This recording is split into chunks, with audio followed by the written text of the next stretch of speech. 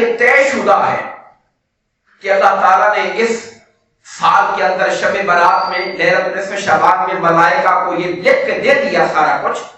کہ فلاں کا رزق اتنا ہے، فلاں کی زندگی اتنی ہے، فلاں کے لیے امراض ہے، صحت ہے، فلاں کے لیے دولت ہے، غربت ہے، یہ ساری باتیں اگر لکھ دی گئی ہیں تو پھر سوال یہ ہے کہ پھر ہمیں رات کو جگانے کا فائدہ کیا ہے؟ ہمیں کیوں اٹھایا جا رہا ہے؟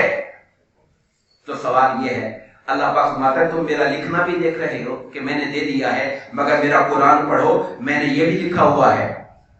کہ یمحو اللہ ما یشاء ویثبت، اللہ جو چاہتا ہے لکھا ہو مٹا دیتا ہے، اور اگر چاہے تو نہیں لکھا تو لکھ دیتا ہے۔ انہ ام الکتاب، وہ کتاب کا مالک ہے، وہ کسی کا کلنک نہیں ہے، معاذ اللہ، وہ مالک ہے، وہ چاہے لکھ دے چاہے مٹا دے۔ ہمیں بتا دیا بھی آج رات فیصلے ہو رہے ہیں، اٹھ کے بیٹھ جاؤ مسلط پر، رو میری بارگاہ کے اندر، تمہاری دعائیں ہوگی، ہو سکتا ہے کہ میرا قلم جو تم مانگ رہے ہو تمہیں وہ عطا فرما دے۔ ہمارے بزرگ کوٹ بشر شریف کے خواجہ غلام فرید رحمت اللہ تعالی علیہ سرکی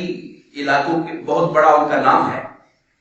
ان کے بارے میں یہ واقعہ بیان کیا جاتا ہے، اہل علم سے سنا ہے کہ ان کے دادا جان کا زمانہ تھا، وہ بھی بچے تھے چھوٹے سے کھیلنے والے،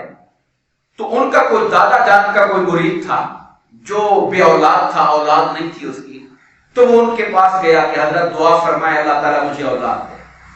تو خواجہ صاحب کے دادا جان بھی پہنچے، وہ بزرگ تھے، انہوں نے مراقبہ کیا، اور اولیاء اللہ جب مراقبہ کرتے ہیں تو ان کی نگاہ اللہ کی لوح محفوظ تک چلی جاتی ہے۔ انہوں نے مراقبہ کر کے کہا بھائی بات یہ ہے کہ تمہارے لیے تو اللہ نے اولاد لکھی ہی نہیں ہے،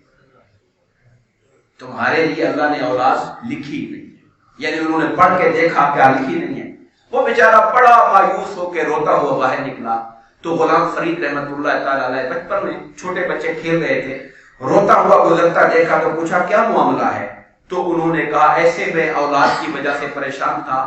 بڑی امید تھی، آپ کے دادا کا نام سنا تھا کہ ان سے جا کے دعا کرواتا ہوں، انہوں نے کہا کہ تمہارے لیے اولاد اللہ نے لکھی نہیں ہے، تو ظاہر ہے اب میرے پاس کیا بچا دیجیے۔ تو وہ بچپن کی عمر میں خواجہ صاحب کہتے ہیں کہ ان سے جا کر کہیں، میرے دادا سے جا کر کہیں اگر اللہ نے لکھی ہوتی تو آپ کے پاس مانگنے کیوں آتا؟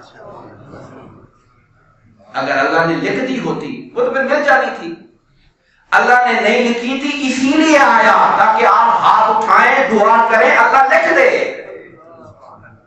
آپ کے در پر اس لیے آیا تھا کہ آپ اللہ کی بارگاہ میں ہاتھ اٹھائیں، مقبول ہیں آپ اللہ کی بارگاہ میں، تاکہ اللہ نے نہیں لکھا تو اللہ لکھ دے۔ جب خواجہ صاحب کے دادا نے یہ جواب سنا تو حیران رہ گئے، پوچھا یہ جواب تمہیں کس نے سمجھایا ہے؟ انہوں نے کہا وہ جو بچہ کھیل رہا ہے، کہا اسی کے پاس جاؤ، یہ دعا اس کی شان ہے، اس کے دعا کراؤ، اللہ اس کی دعا سے لکھا ہوا مٹا بھی دے گا، مٹا ہوا لکھ بھی دے گا۔ تو اللہ تعالیٰ اپنے بندوں کی دعاؤں کو سنتا ہے۔